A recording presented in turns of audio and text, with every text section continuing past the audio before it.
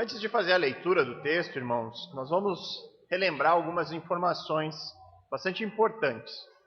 Nós estamos neste momento analisando o capítulo 13 do Evangelho de Mateus, onde nós encontramos as bem famosas, conhecidas parábolas do reino. Essas parábolas, elas começam a ser ensinadas por Jesus logo após um momento bastante importante, o momento de mudança no relacionamento de Jesus com as multidões que sempre o seguiram até aqui. Nos capítulos 11 e 12, o apóstolo narra o início da oposição de algumas pessoas e de um estado de dúvida da maioria em relação a Jesus. Seria Jesus de fato o Messias? Seria Jesus o rei esperado e prometido a Israel?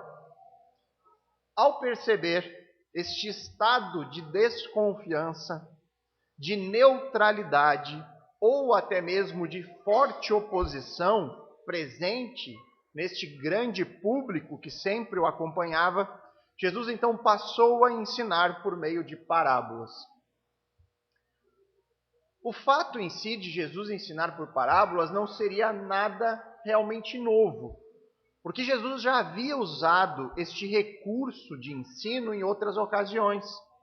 O que muda agora é que Jesus conta a parábola, mas não as explica para a maioria das pessoas. Os seus discípulos, então, ao perceber que Jesus não explicava as parábolas, eles ficaram intrigados. E com isso questionaram a Jesus. Você pode ver a pergunta dos apóstolos no versículo 10, aqui do capítulo 13. Logo depois de Jesus contar a parábola do semeador, o texto bíblico nos informa que então os discípulos se aproximaram de Jesus e lhe perguntaram: por que o Senhor fala com eles por meio de parábolas? Jesus então responde aos seus discípulos dizendo que os mistérios do reino não seriam conhecidos por aqueles que não se comprometem com ele em um relacionamento pessoal de discipulado. E desta forma, Jesus contava a parábola, mas a explicação era dada apenas ao pequeno grupo dos seus discípulos. E aí, dentro desse contexto, nós já analisamos a parábola do semeador. E qual o mistério sobre o reino de Deus foi revelado nessa parábola do semeador?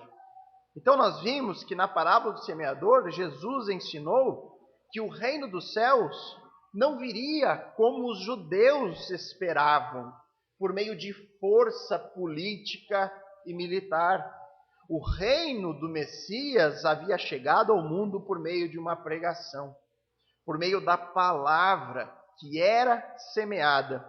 E o reino, então, avança internamente, de acordo com a resposta das pessoas a esta pregação. A pregação do Messias, Jesus Cristo, que dizia: arrependei-vos, porque próximo está o reino dos céus. A semente estava sendo lançada, a semente do reino. E esta noite nós vamos aprender mais sobre o reino de Deus. Mais mistérios serão revelados aqui por Jesus, na tradicionalmente conhecida como parábola do joio e do trigo.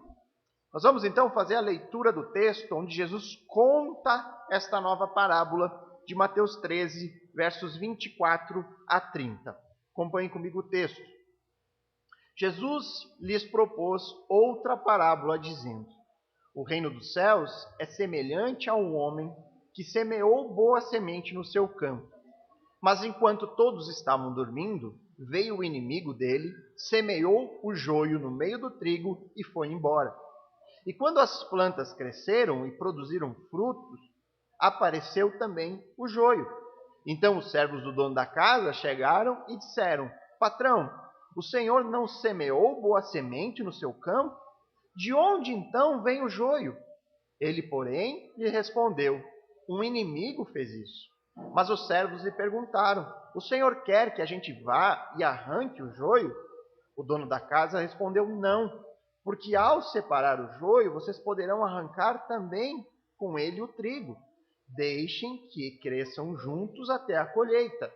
E no tempo da colheita direi aos ceifeiros: Ajuntem primeiro o joio e amarrem-no em feixes para ser queimado, mas recolham o trigo no meu celeiro. Irmãos, pensem nisso que nós acabamos de ler por um breve instante. Pense só na parábola que nós acabamos de ler, naquilo que Jesus falou à multidão. Jesus entregou essa parábola e ponto final. É isso que ele deu para as pessoas que estavam ali. A parábola conforme nós lemos aqui. Não há explicações além disso. Somente isso. Aquelas pessoas receberam da parte de Jesus. Lembrando apenas, irmãos, que essa era uma ilustração do cotidiano daquele povo. Um povo acostumado com a agricultura, que conhecia bem os elementos presentes aqui.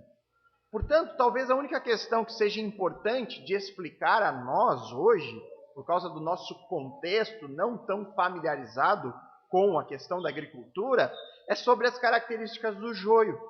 O joio é uma planta bastante semelhante nos seus estágios iniciais ao trigo. Só depois que a planta começa a dar os seus primeiros frutos é que é possível identificar a diferença entre o joio e o trigo. Basicamente, a única coisa que nós precisamos saber além, porque Jesus agora vai explicar a parábola. E como que Jesus explicou essa parábola?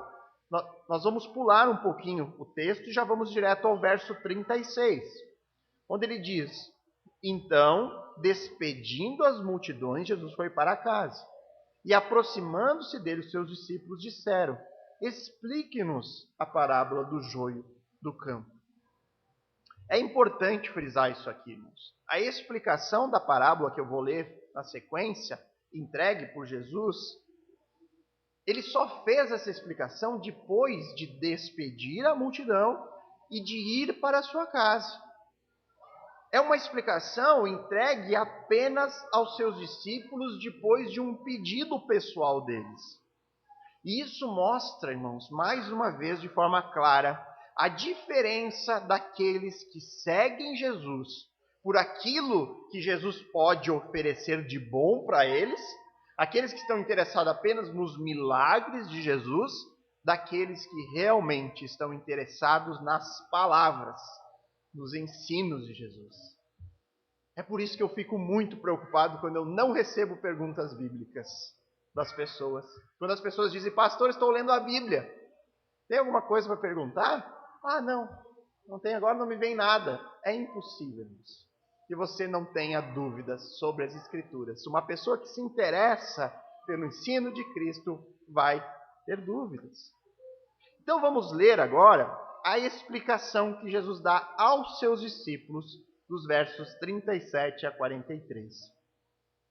E Jesus respondeu: O que semeia a boa semente é o Filho do Homem.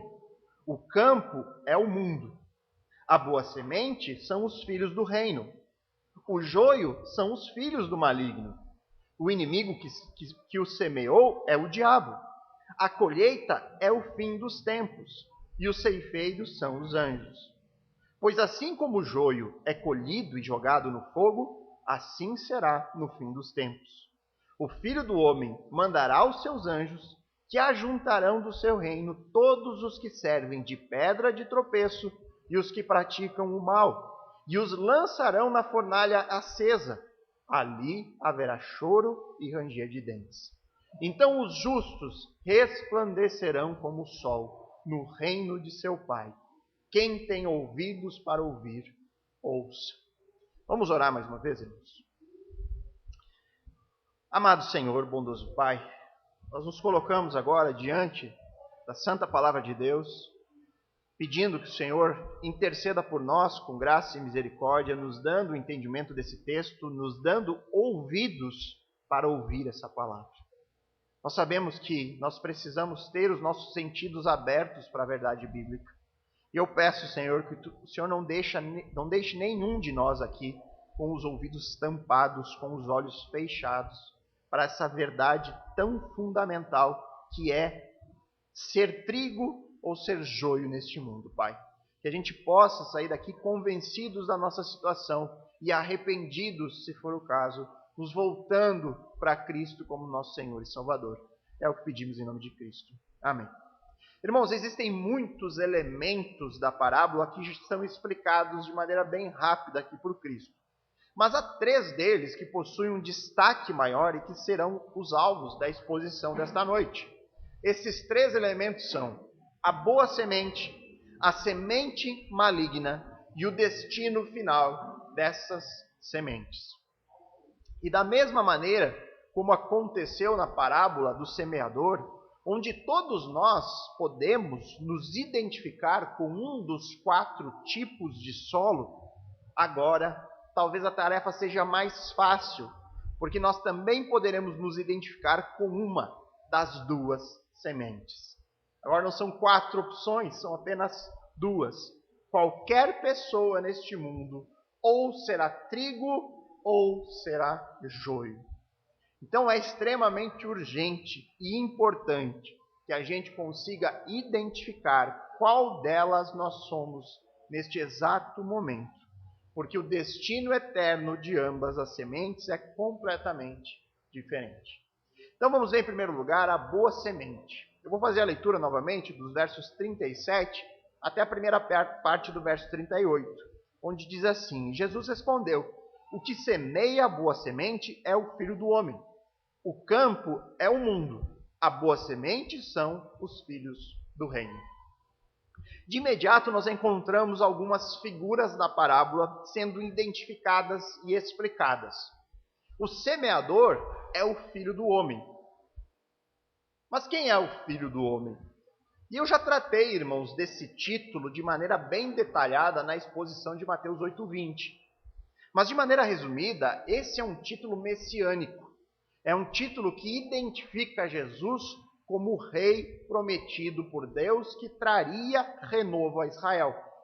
Daniel profetizou a respeito do Filho do Homem, dizendo: eu estava olhando nas minhas visões da noite, e eis que vinha com as nuvens do céu alguém como um filho do homem. Ele se dirigiu aos anciãos de dia, e fizeram chegar até ele. Foi-lhe dado o domínio, a glória e o reino, para que as pessoas de todos os povos, nações e línguas o servissem. O seu domínio é domínio eterno, que não passará, e o seu reino jamais será destruído. Daniel, capítulo 7, versos 13 e 14.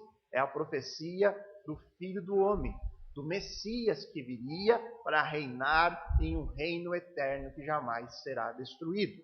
Então, o semeador aqui, irmãos, é Jesus Cristo, o Messias, o Filho do Homem da profecia de Daniel.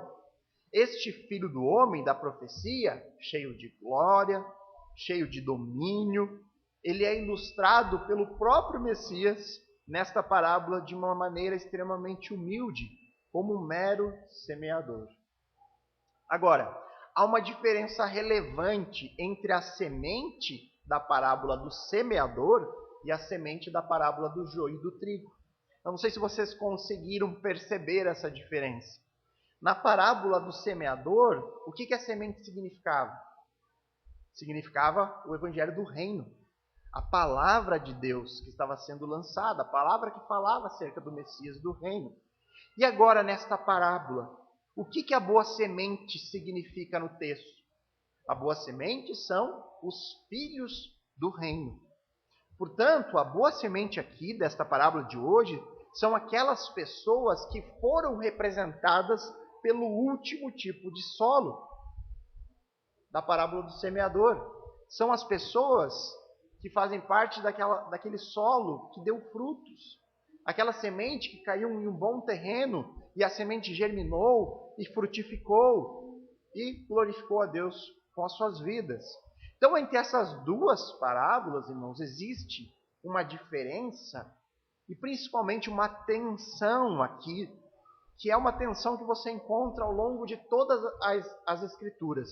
A tensão da soberania de Deus e a responsabilidade do homem. Nós temos na parábola do semeador uma ênfase na resposta de cada tipo de solo, uma ênfase que, consequentemente, recai sobre nós, Como nós recebemos a semente do Evangelho no nosso coração? Será que nós recebemos aquela semente como um solo duro, que não quer ouvir, que não quer que aquela planta germine, como um solo rochoso, né? Ou como um solo com espinhos, onde o amor pelo mundo sufoca, ou com boa terra? Como nós recebemos? A ênfase é sobre nós. Mas agora, a ênfase está toda no semeador. A ênfase está na soberania de Deus, sendo aquele que planta. É Ele quem planta os herdeiros do reino. Ele é soberano nesse plantio. O que semeia a boa semente é o Messias. E a boa semente são os seus filhos, os filhos do reino. E aí qual o solo? Qual é o campo onde o semeador está semeando, segundo o texto?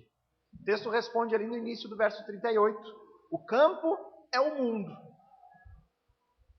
Esta informação, irmãos, de que os herdeiros do reino estão sendo plantados por todo o mundo, certamente era um choque aos ouvidos dos opositores de Jesus. Era novidade para aqueles que rejeitam Jesus como o rei prometido. Por que o povo judeu recusou Jesus e rejeitou? Porque eles tinham expectativas falsas sobre a vinda do Messias. As expectativas dele não eram as expectativas dos profetas, eram coisas da sua própria cabeça. Este povo aqui, irmãos, neste momento que rejeitou Jesus, ele esqueceu completamente que Deus havia feito uma aliança com Abraão, o seu grande patriarca, e que na sua aliança com Abraão, Deus anunciou para Abraão: da sua descendência virá bênção para todas as nações. Todos os povos, todo mundo vai ser abençoado por um descendente de você. Deus falou a Abraão, o povo havia esquecido. O povo, a grande parte do povo judeu, do tempo de Jesus, havia construído uma imagem de Messias rei que não correspondia com o texto bíblico. Havia um desejo egoísta por o juízo aos inimigos de Israel. Eles queriam um Messias que subjugasse o Império Romano, que os libertasse e que fizesse de Israel uma grande potência militar e política no seu tempo. Então a novidade para eles, que esperavam serem os únicos herdeiros, né? O Messias é nosso. O Messias é o rei de Israel, que vai subjugar os outros povos. Essas pessoas não estavam preparadas para o Messias que estaria levantando filhos de todas as nações. Jesus está levantando filhos e herdeiros do reino de todos os povos, de todas as línguas e de todas as nações. Isso não era o que eles esperavam, mas era exatamente o que as profecias anunciavam. Nós acabamos de ler a profecia de Daniel. Foi-lhe dado o domínio, a glória e o reino ao Filho do Homem, para que as pessoas de todos os povos, nações e línguas o servissem. Estava na profecia. Estava na profecia. Mas não estava nas falsas expectativas deles, que queriam um rei para si, que queriam juízo sobre os outros e não misericórdia. Mas antes de seguir no texto, eu quero tratar de um erro aqui bem comum de interpretação desse texto por muitas pessoas. Muitos entendem ou aplicam que o mundo aqui onde é plantada a boa semente, o joio, é a igreja. Não sei se você já ouviu esse tipo de interpretação. Pessoas justificando a presença de descrentes no meio da igreja. Pessoas justificando um irmão que caiu em pecado e abandonou a igreja. Ou algo do tipo, dizendo: mas a palavra diz que o joio crescerá no meio do trigo. Nós não temos o que fazer em relação a isso. Isso é bem comum, esse tipo de interpretação. Se você nunca ouviu, desculpe que está lhe dando essa interpretação. Era melhor que você nem soubesse. Mas o texto aqui, o texto que Jesus está ensinando aqui nesse período da história, né? O que ele fala aqui que é o campo onde cresce o joio? O mundo. É no mundo que o joio e o trigo crescem, não é na igreja. A família de Deus e a família de Satanás, elas existem juntas no mundo. Na teologia, nós acabamos por dividir o conceito de igreja em duas, né? Nós falamos a igreja invisível e a igreja visível, né? Não sei se você já ouviu esses conceitos, mas vou ser bem breve quanto a isso. Na igreja invisível, é dito que a igreja visível é constituída da união de todos os crentes, de todas as denominações, né? Toda aquela pessoa que crê verdadeiramente em Jesus, ela faz parte dessa igreja que nós não enxergamos, porque corresponde a todos os crentes que já morreram, que estão vivos, de todos os lugares. E nessa igreja invisível, é impossível um único joio no meio dela. É impossível a entrada de um único filho do maligno nesta igreja invisível. Agora a pergunta é, e na igreja local? Porque a igreja local, ela é a expressão visível da igreja que nós não enxergamos. É como se aqui fosse uma amostra da igreja invisível, que é a união de todos os crentes. Então a igreja local é aquilo que nós enxergamos. E na igreja local pode ocorrer de haver descrentes no meio dos crentes? Será que pode? Pode. Pode ocorrer. Mas isso vai ocorrer por qual motivo? Porque a igreja falhou em identificar os frutos de uma verdadeira conversão. Igreja é lugar de crente. Igreja é lugar de pessoas regeneradas e comprometidas com o Filho do Homem. Eu sei que pode ser chocante muitas vezes, mas sim, nós plantamos o Evangelho no mundo. Nós anunciamos lá fora que Jesus é o Salvador. E aí então aquelas pessoas que se interessam pela mensagem nós trazemos para a igreja. Mas a função da igreja é alimentar os santos. É prover instrução para os crentes. É uma amostra dessa igreja invisível, dos regenerados. Mas então por que mesmo assim tem tanta igreja com membros que não demonstram frutos? Porque existe, irmãos, nos nossos dias uma pressa muito grande em contar o número de membros como fossem cabeça de gado. Quanto maior a membresia, quanto maior a igreja, maior os lucros. Infelizmente, é isso que ocorre na maioria das vezes. A membresia de uma igreja é coisa séria, irmãos. E por conta do contexto que nós vivemos, que é um contexto que não há perseguição, que não há risco, que é fácil a pessoa dizer eu sou cristão, eu creio em Cristo, a igreja precisa impor alguns filtros para poder determinar de fato com segurança se aquela pessoa que está entrando, que deseja ser membro, é de fato trigo ou joio. E que filtros são esses? Pregação bíblica. Primeiro filtro, pregação bíblica. Uma pregação que não esconde das pessoas o custo de seguir a Cristo. Que não fica fantasiando o mundo, como diz o pastor Granconato, o evangelho da Disney World, da Barbie, onde tudo é cor-de-rosa, tudo é maravilha, onde o crente vai ter sucesso em tudo, onde o crente vai se tornar próspero, onde o crente não vai ficar doente. A pregação bíblica expõe a verdade. Olha, irmãos, pense bem. Pense bem se você quer seguir de fato a Cristo. Porque o caminho do Evangelho é o caminho da cruz. Basta ver as palavras de Jesus aos seus discípulos, são duras. Ele diz, quem quer vir após mim, que pegue a sua cruz e me siga. Saibam que eu estarei enviando vocês para o meio de lobos devoradores. E assim por diante. Então uma igreja precisa ter uma pregação bíblica que não esconda os custos do discipulado.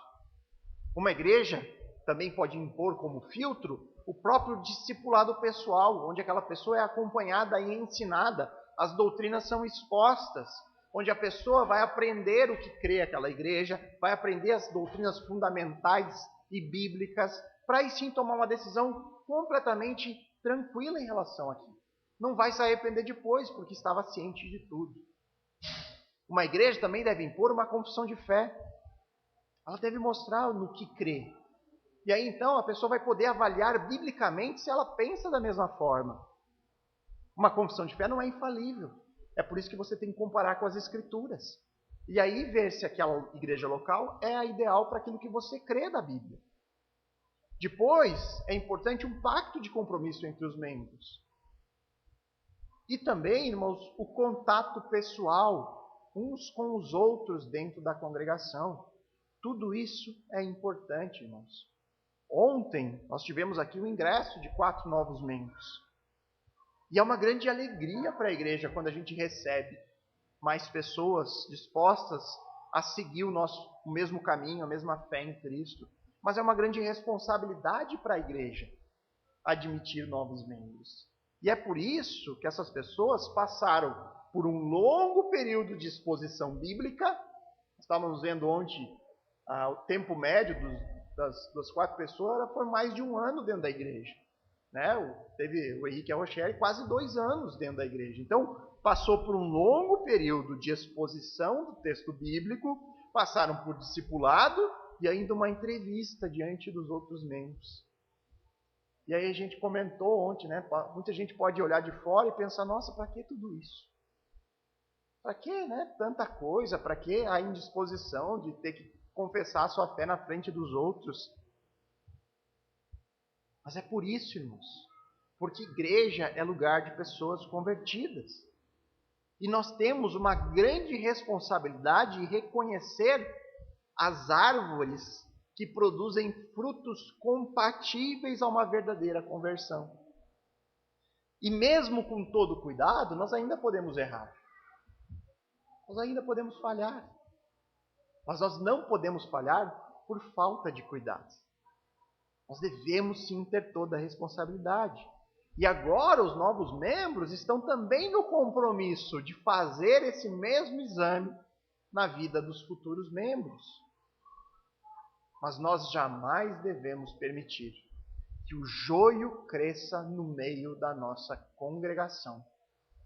Se isso fosse possível, não teria o porquê da disciplina eclesiástica.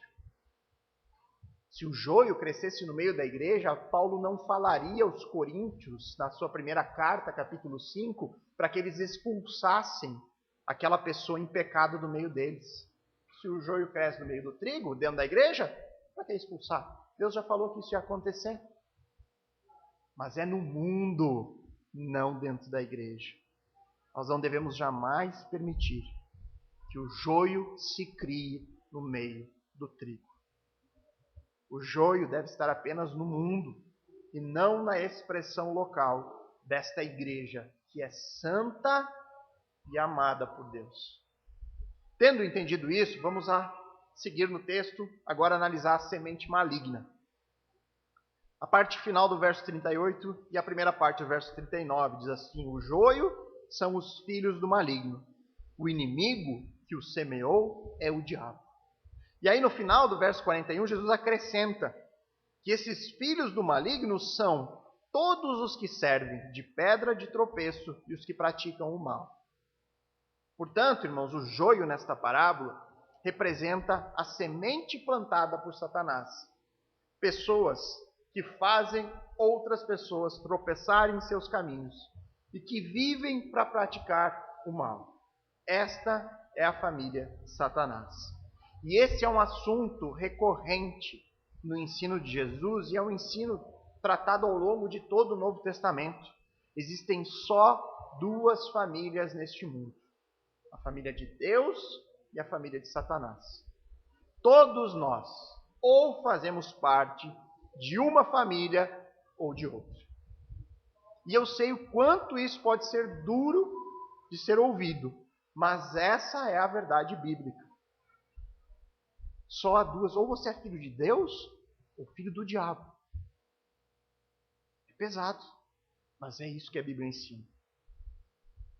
Em relação a Jesus Cristo, ao Messias e o seu reino, não existe um meio termo. Não existe um caminho neutro nessa história. Ou é um, ou é outro. Sabe aqueles assuntos que normalmente levam as pessoas a brigar, a discutir, como por exemplo, no campo da política, né? Você fala, você é de direita ou de esquerda? Aí a pessoa não quer se indispor, ela diz, eu não entendo muito, eu não sou de nenhum dos dois, eu não tenho posicionamento ainda. Ou ainda, você é gremista ou colorado? Eu torço para os dois, eu não dou bola para futebol, né? Você fica no meio termo, né? Não vou me dispor. Neste caso, irmãos, entre as duas famílias existentes, toda a história, mas neste período que Jesus vai enfatizar aqui como os últimos tempos, não tem como ficar em cima do muro em relação a isso. Ou você faz parte da família de Deus, ou não faz. Não tem um caminho médio, não tem um em cima do muro. E isso é duro de lidar. É duro de lidar. É difícil porque, em grande medida, nós temos uma percepção do diabo como um ser asqueroso, como um homicida, como aquela figura com um chifre na cabeça, todo pintado de vermelho, com rabo e tridente na mão. Essa visão que nós temos. E aí a gente fica pensando, mas como que eu posso ser filho de um monstro como esse? Que absurdo um negócio desse. Como que a minha vozinha querida, que não conheceu o Evangelho, mas era tão boa pessoa, vai ser filha de Satanás? É difícil, eu não estou dizendo que é fácil. É muito difícil esse tipo de coisa. Mas quando nós pensamos biblicamente, pense comigo. O que faz de Satanás maligno? O que faz de Satanás ser o inimigo de Deus? Nós pensamos esse ser monstruoso. Mas o que biblicamente define Satanás como uma pessoa má? O que define Satanás como inimigo de Deus é a sua oposição ao Senhor. É a sua desobediência. É a sua vida constante em tramar contra tudo aquilo que Deus mais valoriza e ama. Lembram como que Jesus definiu os membros da sua família no texto que encerrou o capítulo 12 aqui de Mateus? Jesus diz que faz parte da sua família aqueles que estão em um relacionamento de discipulado com Ele. Ele diz, essa é a minha família, os meus discípulos. Ou seja, aqueles que estão sendo ensinados. Aqueles que se importam com as suas palavras. E que buscam viver de acordo com o seu mestre. As demais pessoas, aqueles que se opõem a Cristo, aqueles que estão em estado de dúvida, eu não sei se eu quero seguir mesmo, eu não sei se eu quero de fato seguir esse caminho, é muito radical. Ou ainda, aquelas pessoas que ficam num estado de neutralidade, eu gosto de Jesus, eu também acredito nele, mas não vem para a igreja, mas não lê a palavra. Essas pessoas que não estão preocupadas com o ensino de Jesus, esses não são membros da família de Jesus. E se não são membros da família de Jesus, o fato de não estarem unidas a Cristo em um relacionamento íntimo de discipulado, fazem deles como membros da família dos inimigos de Deus. Não há como suavizar esse tipo de coisa. Não tem como, irmãos. Eu não poderia enganar as pessoas dizendo, olha, não se preocupa, né? Você vai conseguir. Pastor, eu não consigo me firmar, eu não consigo ler a Bíblia, eu não consigo vir à igreja. Não se preocupe, tudo tem o seu tempo. Tudo tem o seu tempo, irmãos. Mas o tempo passa. E ele passa rápido. Santo Agostinho dizia que a origem do mal é a rebelião das criaturas contra Deus. Isso é fazer uma pessoa maligna, má. É diferente do que a concepção que nós temos que a gente é criado. Ser uma pessoa má, essencialmente, é alguém que está em rebelião contra Deus.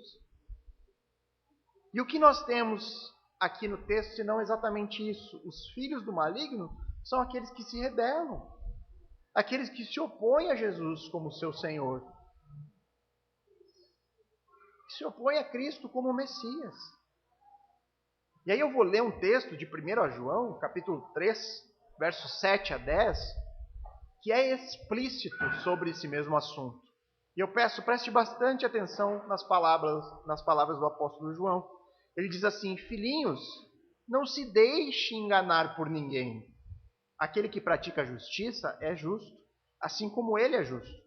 Aquele que pratica o pecado procede do diabo, porque o diabo vive pecando desde o princípio. Para isto se manifestou o Filho de Deus, para destruir as obras do diabo. Todo aquele que é nascido de Deus não vive na prática do pecado, porque nele permanece a semente divina, semente semeada pelo Filho do homem. Esse não pode viver pecando, porque é nascido de Deus. Nisto são manifestos os filhos de Deus e os filhos do diabo. Todo aquele que não pratica a justiça não procede de Deus, e o mesmo vale para aquele que não ama o seu irmão. É extremamente importante que fique bem claro essa distinção entre duas famílias, entre duas sementes nessa parábola, para não cair no erro de achar que existe uma terceira família, ou que existe um caminho menos radical, ou que existe um caminho com menos compromisso do que o caminho do verdadeiro discipulado. Não existe, irmãos. Conhecimento teológico sobre Deus e sobre Cristo, saber quem é Jesus, saber que existe um Criador, ter uma convicção racional dessas coisas, isso não é suficiente para te fazer membro da família de Deus. Se nós pudéssemos fazer agora, como muitas igrejas por aí fazem, entrevistar demônios, algumas igrejas que fazem entrevista com um demônio, né? Se nós pudéssemos entrevistar um agora e perguntássemos para ele: você acredita em Deus? Você acredita que Jesus é o Messias enviado por Deus?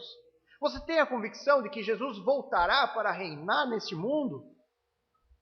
Nós receberíamos respostas precisas. Respostas muito mais corretas teologicamente do que dariam muitos cristãos verdadeiros. Porém, os demônios sabem dessas verdades, mas vivem em oposição a todas elas. Eles vivem em oposição a Deus, um Deus que eles conhecem. Eles vivem em oposição ao Filho do Homem que eles conhecem.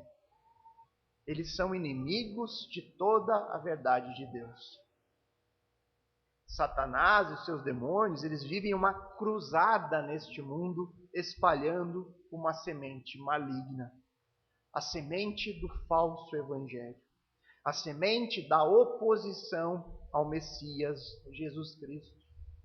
E eles têm tido grande sucesso nessa jornada. Porque muitos vivem como Satanás e os seus demônios. Nossa, como assim, pastor? Como que pessoas vão viver como demônios? Simples. As pessoas vivem suas vidas sem levar Cristo em consideração. E se colocam, se posicionam com suas vidas, com seus pensamentos, com suas atitudes, com o seu falar, com o seu estilo de vida, contra Deus e contra toda a sua palavra. Eles vivem exatamente como um demônio vive. Neste exato momento, Satanás e os seus demônios estão por aí neste mundo, usando os seus filhos, usando os membros da sua família, para levar mais e mais pessoas a tropeçar. Eles estão por aí espalhando outros meios de redenção para um homem que sabe dentro do seu coração que há algo de errado com ele. Eles estão por aí tentando satisfazer um ser humano que sabe que tem algo errado. E aí eles oferecem um falso evangelho. Eles oferecem o evangelho da glória pessoal, onde exaltam o homem acima do próprio Salvador. Jesus, ele é transformado em um fazedor de milagres, que vive para satisfazer os nossos desejos. Jesus é transformado pelos demônios e seus filhos em uma mensagem de paz no fim do ano, nas festas de Natal, né? Novo nascimento, as coisas se renovam. Eles oferecem o falso evangelho da prosperidade, onde o importante nessa vida é ter sucesso, é viver bem, é ter dinheiro, ter conforto. Oferece o falso evangelho da felicidade a todo custo. O importante é ser feliz, não importa como, seja feliz. Oferece o falso evangelho da religiosidade, onde você precisa fazer coisas para ser salvo, onde você precisa estar no culto certo, no lugar certo, na igreja certa, porque fora não tem salvação. Eles oferecem o evangelho do legalismo, da libertinagem, da idolatria, dos vícios e tantos outros caminhos que supostamente oferecem ao homem redenção. Os perigos, irmãos, são tantos que eu só posso dizer: cuidado. Cuidado, irmãos. Porque só existe uma única forma de você não fazer parte desta família que se opõe ao Messias, que se opõe à verdadeira palavra de Deus. E esse caminho é estar em um relacionamento pessoal com Jesus Cristo. É se importar com Ele.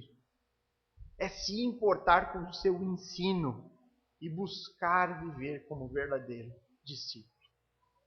E isso é urgente. É urgente, irmãos. É urgente por conta daquilo que o texto vai nos dizer agora. O destino final do joio e do trigo.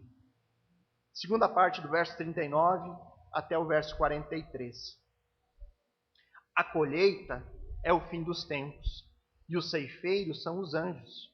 Pois assim como o joio é colhido e jogado no fogo, assim será no fim dos tempos. O Filho do Homem mandará os seus anjos, que ajuntarão no seu reino todos os que servem de pedra de tropeço, e os que praticam o mal, e os lançarão na fornalha acesa. Ali haverá choro e ranger de dentes. Então os justos resplandecerão como o sol no reino de seu Pai. Quem tem ouvidos para ouvir, ouça. Duas sementes, duas famílias, dois destinos. É importante dizer aqui, irmãos, é que eu sou tentado a entrar um pouquinho na escatologia, principalmente porque os irmãos do curso vão começar a escatologia na próxima semana e eu já quero matar uma dúvida deles aqui. Tá? Jesus, nesse texto, ele não está preocupado com detalhes cronológicos dos diversos eventos que vão acontecer no fim dos tempos. E por que eu digo isso? Porque muitas pessoas pegam esse texto para dizer que não haverá um reino milenar neste mundo. Que quando Jesus voltar, será para julgar e enviar cada pessoa para o seu destino eterno. O problema, irmãos, é que se essa aqui fosse uma exposição detalhada e cronológica de Cristo sobre escatologia, nós temos alguns problemas. Nós temos que lidar com a parte da parábola que diz que a boa semente é cronologicamente plantada pelo filho antes, e que o inimigo só depois, quando dormem os plantadores, é que ele vem plantar a sua semente. Então, no momento que estava todo mundo dormindo, conforme o texto bíblico, primeiro planta-se a boa semente e só depois o joio. Se fosse uma exposição cronológica, nós temos problemas na cronologia. Né? Como que os salvos aparecem antes e só depois a semente maligna. Então a intenção, claramente, de Jesus aqui, nesta parábola, é só demonstrar o destino final das duas famílias. Em outras oportunidades, Jesus vai revelar maiores detalhes sobre os acontecimentos. Ele, inclusive, vai tratar de questões de ordem cronológica. Mas o fato, irmãos, é que no fim dos tempos haverá uma separação definitiva entre os filhos de Deus e os filhos de Satanás. Entre os que foram justificados pelo sangue do Cordeiro e os que serviram de pedra de tropeço neste mundo, vivendo em oposição a Cristo. O destino daqueles que se recusam a receber a oferta graciosa de Deus em Cristo é exposto aqui com palavras bastante impactantes. No fim do verso 41 e verso 42, ele diz: ajuntarão do seu reino todos os que servem de pedra de tropeço e os que praticam o mal, e os lançarão na fornalha acesa. Ali haverá choro e ranger de dentes. O destino final dos inimigos de Deus é descrito aqui como uma fornalha. uma fornalha ardente. A ideia do texto original é de um fogo que não pode ser apagado, ele está aceso. Não tem como diminuir esse fogo. A consequência, irmão, de uma descrição como essa não poderia ser outra. Ali, neste lugar, haverá choro e ranger de dentes. E para que não haja dúvidas em relação à doutrina do inferno eterno, eu vou ler mais alguns textos da palavra de Deus, começando pelo Antigo Testamento, no livro do profeta Daniel, no capítulo 12, verso 2. Daniel 12, 2, ele diz assim: muitos dos que dormem no pó da terra ressuscitarão, uns para a vida eterna, outros para a vergonha e horror eterno. Judas 7 diz assim: igualmente Sodoma, Gomorra e as cidades vizinhas, que também se entregaram à imoralidade e adotaram práticas contrárias à natureza, foram postas como exemplos do castigo de um fogo eterno. Apocalipse 14, verso 9 a 11. Seguiu-se a estes outro anjo, o terceiro, dizendo com voz forte: se alguém adora a besta e a sua imagem, e recebe sua marca na testa ou na mão, também esse beberá do vinho do furor de Deus, preparado sem mistura no cálice da sua ira, e será atormentado com fogo e enxofre, diante dos santos anjos e na presença do Cordeiro. A fumaça do seu tormento sobe para todo o sempre. E os adoradores da besta e da sua imagem, e quem quer que receba a marca do nome da besta, não tem descanso algum, nem de dia, nem de noite. Apocalipse 20, 10. O diabo que os tinha enganado foi lançado no lago de fogo e enxofre, onde já se encontram a besta e o falso profeta, e serão atormentados de dia e de noite para todo o sempre. Não há como suavizar esse tipo de coisa, irmãos. Não há como nós dizermos que cremos na palavra de Deus se há tantos textos que dizem e ensinam um tormento eterno. Não há como você dizer: não, mas eu creio que a palavra de Deus, que a Bíblia é a palavra de Deus, inspirada e inerrante, mas não crer na doutrina do tormento eterno, porque isso claramente é ensinado. O ponto é, não é porque essa doutrina seja difícil de engolir, difícil de aceitar, difícil de lidar, e ela é, que eu devo rejeitá-la. Não é porque eu não consigo imaginar algo desse tipo que eu simplesmente excluo os textos que falam sobre isso e tento suavizar de outra maneira. Eu não posso, irmãos, pegar o texto das Escrituras e fazer ele se adaptar às minhas preferências. Fazer ele se adaptar aos meus desejos pessoais, porque se eu fizer isso, eu vou dizer: olha, irmão, todo mundo está salvo, porque é isso que eu gostaria. Não se preocupe, porque eu gostaria que todo mundo fosse salvo, então é isso que a Bíblia ensina. Tem alguns textos, irmãos, que vocês dificilmente vão encontrar sendo pregado nas igrejas evangélicas deste mundo. Por exemplo, Salmo 7, versos 11 a 13, que diz assim: Deus é justo juiz, Deus que sente indignação todos os dias. E aí olha o que ele diz: se alguém não se converter, Deus afiará sua espada. Já armou e deixou pronto o seu arco. Para ele, o que não se converteu, já preparou armas mortais. Fez as suas setas inflamáveis. Essa é uma imagem de um Deus como um caçador correndo atrás da sua presa. Uma imagem que nós, seres humanos, que eu quero evitar ao máximo. Mas é uma imagem real, que foi revelada a nós, e que nós não temos como fugir dela. Deus revelou essas coisas para o nosso conhecimento. E quanto mais nós entendemos e conhecemos o Deus da Bíblia, nós passamos a aprender de uma maneira mais correta sobre a santidade e justiça. E aí então nós descobrimos que pecar contra um Deus eterno requer igualmente uma punição eterna. Nós fugimos dessa imagem de Deus, nós tentamos rejeitar a ideia de um tormento eterno porque a nossa consciência nos acusa. Existe um desconforto interno sobre uma terrível realidade de que um dia nós vamos enfrentar. Existe sim um senso de justiça em nós.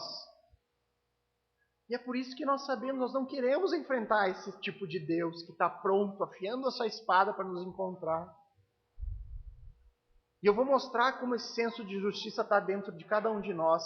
Imagine se você chegasse na sua casa e encontrasse toda a sua família morta. E aí o assassino está ainda ali no local, segurando a arma, com sangue ainda escorrendo pelas mãos. E aí você chama a polícia. Você consegue prender o assassino.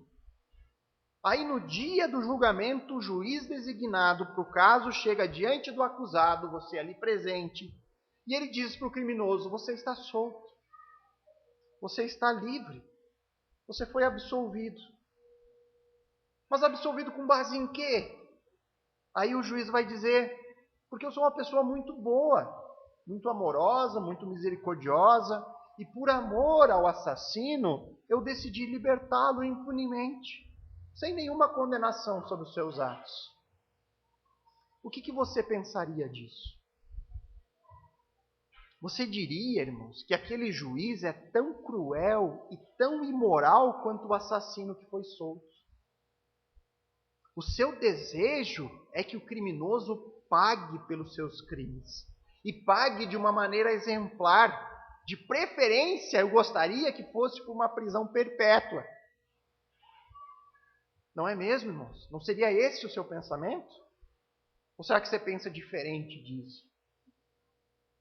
Se nós, irmãos pecadores, nós possuímos esse senso de justiça, quanto mais um Deus santo e completamente justo. É por isso, irmãos, que a doutrina do inferno glorifica a santidade de Deus. Nossa, pastor, mas que forma que o inferno vai glorificar a Deus? O inferno glorifica um Deus santo porque representa o afastamento eterno de pecadores não arrependidos da sua santa presença. Paul Washer disse numa pregação que o dia que os pecadores forem afastados da criação redimida e de Deus e da sua santidade de maneira eterna, os planetas, as árvores, os animais baterão palmas, até que enfim houve total separação do mal com aquilo que é santo. O inferno é o destino eterno daqueles que se opõem a Cristo, daqueles que não recebem a sua palavra e o seu ensino, daqueles que permanecem em um estado de neutralidade, daqueles que não possuem um relacionamento pessoal com o único capaz de nos salvar da eterna condenação que paira sobre todos nós por conta dos nossos pecados. Não há como escapar disso. Mas vamos agora para a parte boa da história. Qual o destino daqueles que fazem parte da família de Jesus? Daqueles que se arrependeram dos seus pecados e que estão em um relacionamento pessoal com o Messias. O verso 43 diz: então os justos resplandecerão como o sol no reino do seu Pai. Os que foram justificados um dia serão glorificados. A glória do Filho será refletida nos justos, conforme 1 João capítulo 3, versos 2 e 3. Amados, agora somos filhos de Deus. Se nós cremos, se nós estamos em um relacionamento pessoal com Cristo, se nós cremos, se nós depositamos a nossa confiança nele, nós somos filhos, mas ainda não se manifestou o que haveremos de ser, de João. Sabemos que quando ele se manifestar, seremos semelhantes a ele, porque haveremos de vê-lo como ele é. E todo que tem essa esperança, nele purifica a si mesmo, assim como ele é puro. Você já parou para pensar nisso, irmãos? Um dia você será como Cristo. Um dia você vai ser semelhante ao Filho do Homem. O destino, irmãos, de todo aquele que crê é ser glorificado e estar eternamente na presença de Deus, o nosso Criador, o nosso Redentor, o nosso Justificador. É estar de volta na nossa casa. É voltar para o nosso lugar no qual nós deveríamos estar desde o princípio, nosso verdadeiro lar, nossa pátria celestial. Como bem disse C.S. Lewis, se eu encontro em mim um desejo que nenhuma experiência deste mundo possa satisfazer, a explicação mais provável é que eu fui feito para um outro mundo. Todo ser humano tem dentro de si o desejo por um paraíso, por um lugar melhor. É como se o jardim tivesse sido gravado no nosso coração. E um dia, os filhos de Deus estarão neste lugar. Eles desfrutarão deste reino que aqui dentro do coração grita: volta, Senhor. Então, para concluir, irmãos, qual o mistério sobre o reino de Deus que nós podemos aprender por meio dessa nova parábola? Só abrir um parêntese rápido aqui, antes da resposta. O entendimento sobre esta parábola do joio e do trigo, ele é extremamente importante para o entendimento das demais parábolas que nós vamos ver ainda na sequência do capítulo 13. Tá? Só esse parêntese. É extremamente importante. Essa parábola vai lançar luz sobre as outras que não são totalmente explicadas. Jesus ensina aqui, então, aos seus discípulos que neste período de tempo, do qual ele chama de fim dos tempos, que corresponde ao intervalo entre a primeira vinda e a segunda vinda, esse período de tempo que nós vivemos, neste período, os herdeiros do reino conviveriam no mundo com uma família hostil a Cristo e aos seus discípulos. Neste período que nós hoje estamos vivendo, existem duas famílias distintas. É isso que ele está nos ensinando de mistério sobre o reino. Neste período, que é chamado de fim dos tempos, os filhos do rei conviveriam com uma família inimiga, os filhos de Satanás. Existe neste mundo duas famílias distintas, mas chegará um dia que essas famílias serão separadas, e aí cada um ocupará o seu destino final, o seu destino eterno. Uma família estará eternamente na presença gloriosa e santa de Deus, a outra em tormento eterno em uma fornalha ardente. Irmãos, não se enganem sobre isso. Só existem duas famílias neste mundo: a família do trigo e a família do joio. A divina semente ou a semente maligna. Não existe meio termo. Existem dois semeadores semeando a sua semente.